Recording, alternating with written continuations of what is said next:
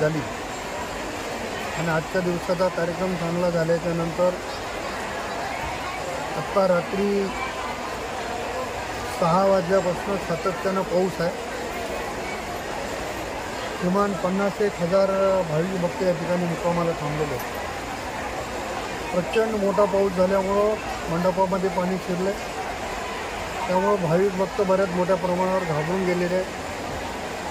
पण प्रशासन आणि आम्ही सगळे मिळून त्यांची व्यवस्था करतो आहे.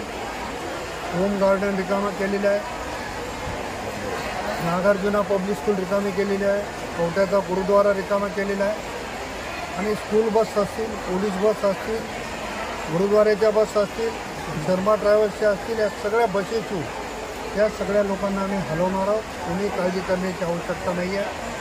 माननीय जिल्हाधिकाऱ्यांशी माझं बोलणं झालं, पोलीस अधीक्षकांशी माझं बोलणं झालं, अतिरिक्त पोलीस अधीक्षक आणि सर्व मंडळी या ठिकाणी आलेली आहे.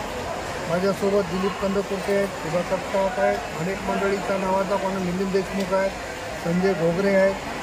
सगळी मंडळी या कामामध्ये येते. पोलीस डिपार्टमेंटचे सगळे लोक या ठिकाणी कामामध्ये आहेत. महानगरपालिकेचे लोक देखील आलेले आहेत. पाणी काढून देण्याचं काम देखील मोठ्या प्रमाणात थोड्या वेळामध्ये पाऊस कमी होईल अशी परमेश्वराकडे प्रार्थना करतो आणि कोणी भयभीत व्हायची गरज नाही.